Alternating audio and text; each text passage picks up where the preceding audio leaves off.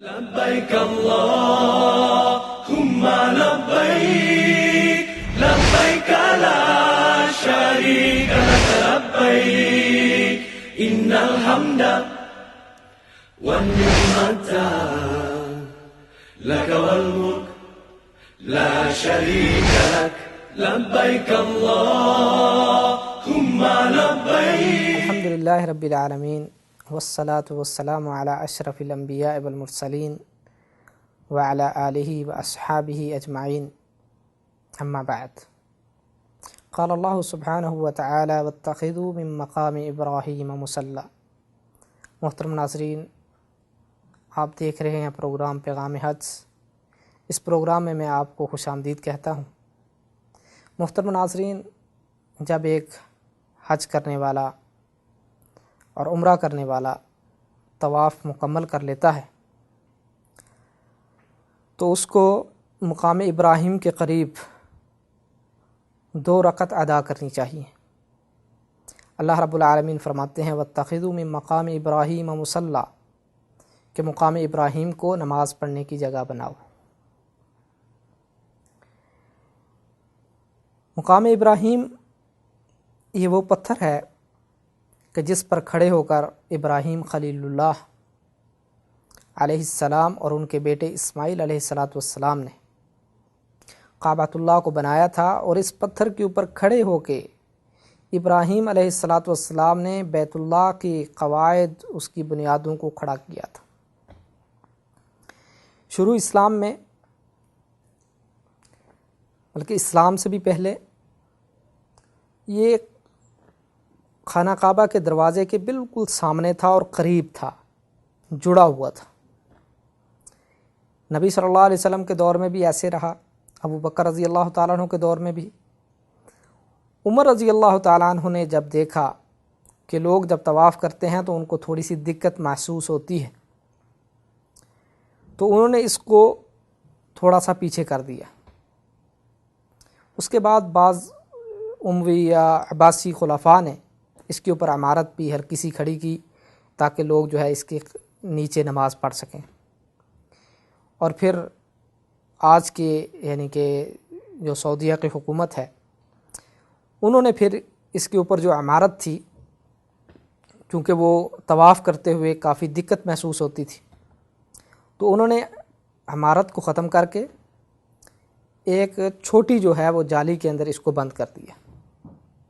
بہرحال جو آثار ہیں ابراہیم علیہ السلام کے قدموں کے، وہ آج بھی اسی طرح موجود ہیں جو اسلام سے پہلے اور نبی کائنات صلی اللہ علیہ وسلم کے دور میں موجود تھے. تو اس جگہ کو اللہ رب العالمین نے نماز پڑھنے کی جگہ کیوں کہا گیا؟ یعنی کہ شریعت نے ہمیں کیوں حکم دیا ہے؟ کیونکہ ہمارے اس پروگرام کا مقصد وہ یہ ہے کہ ہم جو بھی حج اور عمرے میں کام کرتے ہیں، کوئی بھی عمل کرتے ہیں، اس میں سے ہمیں جو سبق ملتا ہے، ہمیں جو درس ملتا ہے، اس کو ہم حاصل کریں. تو اس میں جو ہمیں سب سے اہم درس مل رہا ہے وہ یہ ہے کہ شریعت، اللہ رب العالمین اور نبی کائنات صلی اللہ علیہ وسلم ہمیں یہ سکھانا چاہ رہے ہیں، اور ہمارا ذہن اور ایک حج کرنے والا، طواف کرنے والا، عمرہ کرنے والا، اس کا ذہن ابراہیم علیہ السلام کی سیرت کی طرف جائے کہ ابراہیم علیہ السلام کون تھے. ان کی سیرت کا مطالعہ کرے، ان کی سیرت کو جانے، ان کی قربانیوں کا تذکرہ کرے کہ انہوں نے اللہ رب العالمین کے ہر حکم کو مانا. اللہ رب العالمین نے ان کو جس طرح سے بھی آزمایا وہ اس کے اوپر پورا اترے، حتیٰ کہ انہوں نے اللہ رب العالمین کے حکم پر آگ کے اندر چھلانگ لگا دی. جب نمرود نے ان کو آگ میں پھینکا تو آگ کے اندر داخل ہو گئے. اور اسی طرح اپنے بیٹے کو ذبح کرنے کا جب اللہ رب العالمین نے حکم دیا کہ اپنے بیٹے کو ذبح کرو، ذبح کرنے کے لیے تیار ہو گئے. جب اللہ رب العالمین نے حکم دیا کہ اپنی بیوی اور بچے کو بالکل بیابان مکہ کی وادی میں چھوڑ آؤ، اس کے لیے تیار ہو گئے اور چھوڑ دیا، اتنا توکل اور یقین۔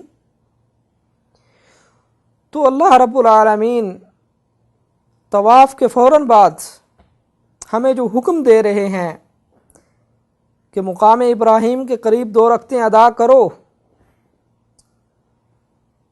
تو ہمیں سیرت ابراہیم کے مطالعے کی طرف دعوت دے رہے ہیں، ان کی قربانیوں کی طرف دعوت دے رہے ہیں کہ دیکھیں کہ انہوں نے کتنی بڑی بڑی قربانیاں دیں، اللہ نے جو بھی ان کو حکم دیا انہوں نے مانا۔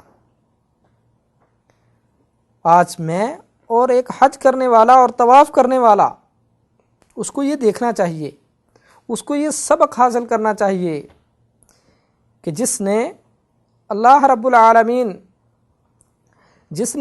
العالمین کے حکموں کو مانا، اللہ کے ساتھ دوستی لگائی، اللہ رب العالمین کے لیے قربانیاں دیں، اللہ تعالیٰ نے ان کے آثار کو باقی رکھا، اللہ تعالیٰ نے ان کی قربانیوں کو یادگار بنا دیا